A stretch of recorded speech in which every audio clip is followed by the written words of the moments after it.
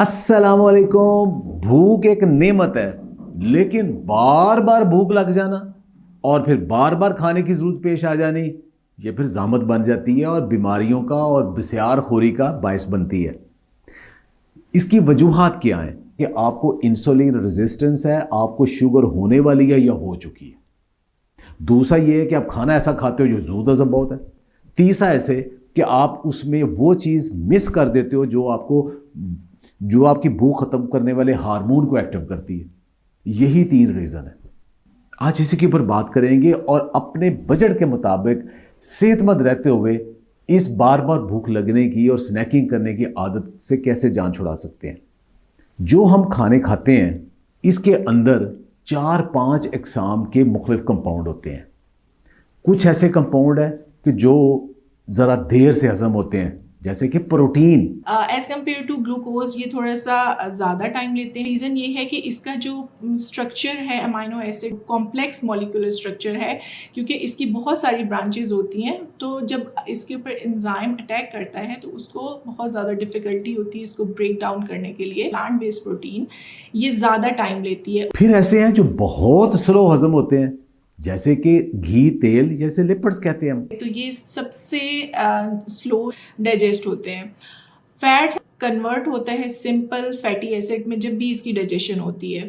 Medium chain triglycerides हमारे पास 2 से 4 घंटे लेते हैं। Long chain triglycerides usually 2 to 6 hours ले लेते हैं डाइजेशन में। और इसकी डाइजेशन इसलिए स्लोअर होती है क्योंकि ये लेंथ में बहुत बड़े होते हैं और इनकी कॉम्प्लेक्सिटी बहुत हाई होती है और ये वाटर में सॉल्युबल भी नहीं होते और इनको जो ब्लड स्ट्रीम में जाने के लिए इमल्सिफिकेशन की ज़रूरत होती है। लेकिन कुछ ऐसी चीज़ें हैं कि जो खाते ही हमारे मुंह से ही हजम होना शुरू हो जाती है, जैसे मीठे और कार्ब्स।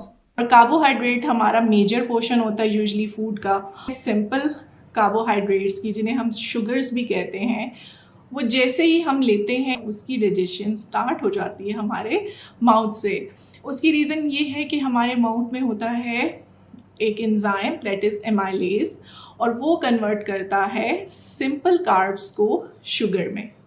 और जैसे ही ये शुगर हमारे कन्वर्ट हो जाती है कि डायरेक्टली हमारे ब्लड स्ट्रीम में ट्रांसफ़र हो जाती है। कुछ खाने ऐसे हैं जो बिल्कुल हजम नहीं होते। जब हजम ही नहीं होते, हमारा जुज़्वे बदन नहीं बनता, तो फिर हम खाते क्यों हैं? हमारे बैक्टीरिया को और कब्ज़ ख़त्म करने के लिए, हमारे सिस्टम को बेहतर करने के लिए इनकी ज़रूरत है फाइबर। इसमें जो फाइबर है वो एंजाइम के सामने एक रेजिस्टेंस शो करता है। अब हार्मोन कौन से हैं? एक लेप्टिन हार्मोन है।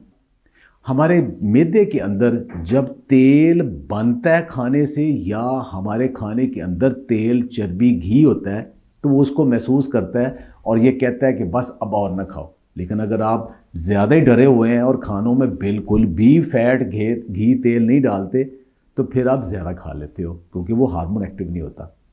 और दूसरा GLP-1 एक हार्मोन है जो बॉडी रिलीज करती है। इसका नाम ही ग्लूकोज लाइक पेप्टाइड है। तो वो जो प्रोटीन है बेसिकली, और जब ये रिलीज होती है फास्ट डाइजेशन को स्लो डाउन करता है GLP-1। और जब उसको स्लो डाउन करता है तो फुलनेस का एहसास जो है बॉडी के अंदर ज़्यादा होता है, स्टमक आपका भरा हुआ रहता है, फिर आपको खुराक की ज़रूरत इतनी ज़्यादा महसूस नहीं होती। बजाय सिर्फ और सिर्फ गंदम की रोटी हमारे बड़े खाते हैं, छोड़ दे इस बात को। अब ये जो हम आपको बताते हैं कीनवा, बकव्हीट और मिलेट्स और दालें शामिल करके खाएं, तो आपका जब नेचुरल सिस्टम है GLP-1 प्रोड्यूस करने का, यानी वो हार्मोन प्रोड्यूस करने का जो दूसरे उन हार्मोन्स को जो आपको भूख का एहसास और हंगर का एहसास और फुलनेस का एहसास दिलाते हैं, उसको काबू पा लेते हैं।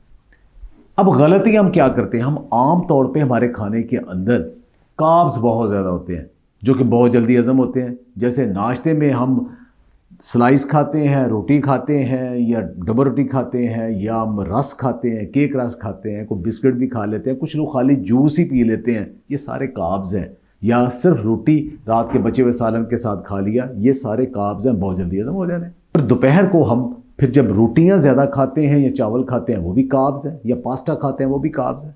रात को भी हम पास्ता, या आजकल ये बहुत फैशन चल पड़ा है फास्ट फूड का, उसके अंदर भी ढेर सारा ये होता है। और फिर हम रोटी चावल ज़्यादा, सिर्फ ये मेजर इंग्रेडिएंट हमारे 70-80% हमारा खाना इसी के ऊपर अगर होगा तो वो तो फ़ौरन हजम हो जाएगा।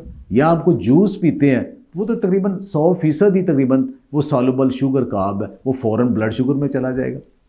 तो फिर क्या करें? इसको कैसे मिक्स करें।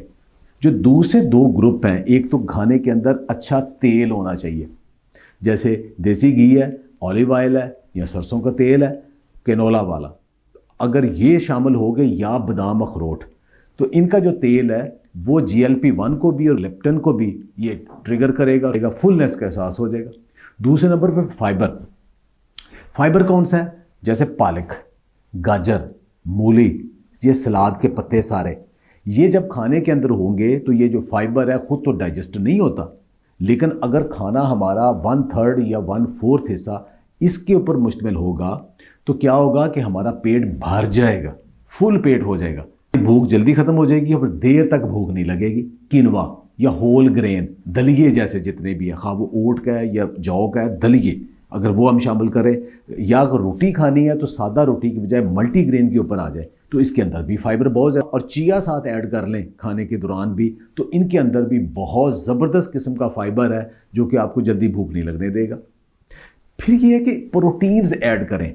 प्रोटीन ऐसे कैसे ऐड करें, सुबह नाश्ता है ना, नाश्ते में सब्जियां लें और उसके साथ अंडे आमलेट बना लें। दोपहर का खाना है उसमें चना चाट बना लें, उसमें किनवा डाल लें, एक आइडियल कम्बिनेशन बन जाएगा, थोड़ा चिया डाल लें और ज़बरदस्त हो जाएगा। कैल्शियम का सोर्स भी आपको GLP-1 को पैदा करने में हेल्प करता है।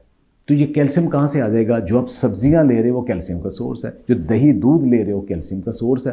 लेकिन खाने के फ़ौरन बाद अगर चाय या कॉफ़ी फ़ौरन बाद पी लेते हो तो वो कैल्शियम को बाउंड कर देता है, तो उसको ज़रा डिले कर दे। पनीर भी कैल्शियम का अच्छा सोर्स है, प्रोटीन का अच्छा सोर्स है और हेल्दी फैट का सोर्स है, उसको भी कहीं ना कहीं शामिल कर दे। अब आप अपने खानों को एडजस्ट कर लेंगे तो आपको जल्दी भूख का एहसास ख़त्म हो जाएगा और एक खाने के बाद दूसरे खाने को जल्दी आपको ज़रूरत पेश नहीं आएगी। वगरना अगर आप सिर्फ कार्ब खाएंगे तो फौरी तौर पे ब्लड शुगर में चले जाएंगे, इंसुलिन उन्हें ठिकाने लगाएगा, आपको फिर भूख लग जाएगी, आपको फिर खाएंगे, फिर यही साइकिल चलता रहेगा और अल्टीमेटली आपको इंसुलिन रेजिस्टेंस हो जाएगी।